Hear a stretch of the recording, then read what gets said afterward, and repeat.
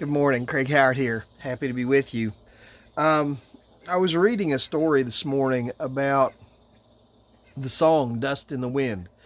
It was a song that was written in the late 1970s, and it hit number 6 on the Billboard charts. Um, it became a very popular song, and it went on to show up in movies and TV shows. It was a song that made a powerful statement. In fact, some of the one set of the lyrics go, "Now don't hang on, nothing lasts forever but earth and sky. It slips away, and all your money won't another minute buy. Dust in the wind, all we are is dust in the wind." It was written by the guitarist of the group who had seen the group achieve some pretty phenomenal success. They were selling to packed out crowds. They were making some big money. A lot of stuff was going on that the world would say they are a success.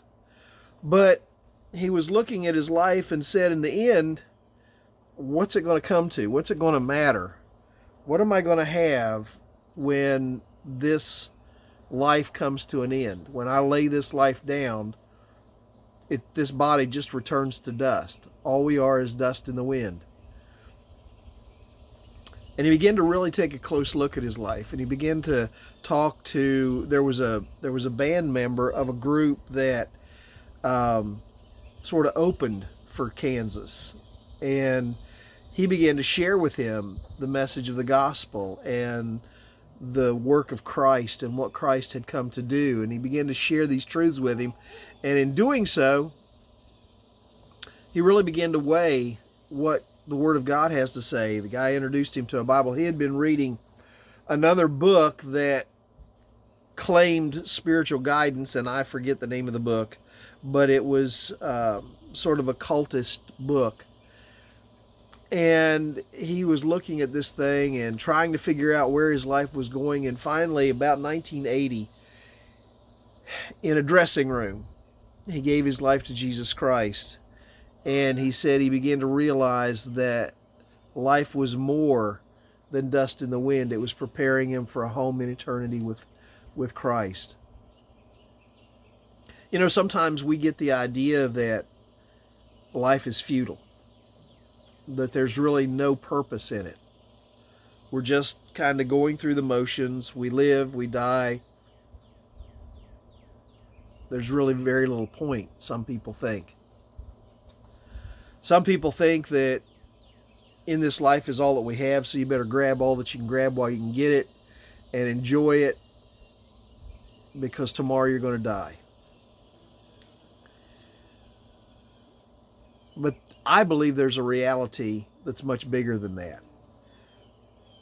I believe that those who have held to that idea are kind of like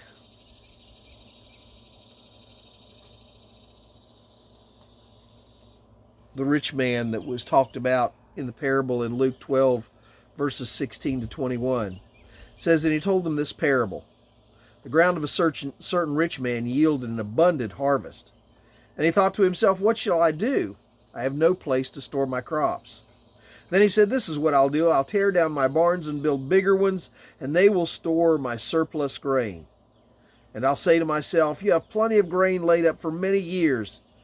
Take life easy, eat, drink, and be merry. But God said to him, you fool, this very night your life will be demanded from you.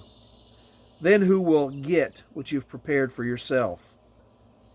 This is how it will be with whoever stores up things for themselves, but is not rich toward God."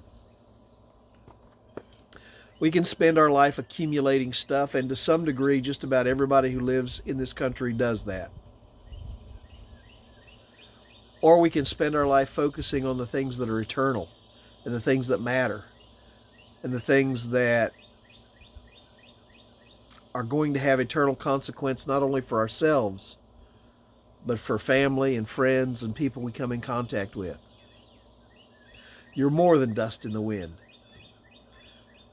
You're a child that God has created. And He desires a relationship with you. If you haven't come to that place that you've given your life to Jesus Christ, today would be a good day to do that. Well, I've got to go try and get a couple things done on my daughter's house so she can get it closed on. But I want to challenge you today. If you haven't taken the time to weigh your relationship with Jesus Christ and who you are in that relationship with Him, I encourage you to do that today. All you have to do is pray and tell Him, Lord, I know I'm a sinner. Please forgive me for my sins. I know Jesus paid the price for my sins so that I could be one of your children. And I want to accept His gift of salvation that you're offering to me.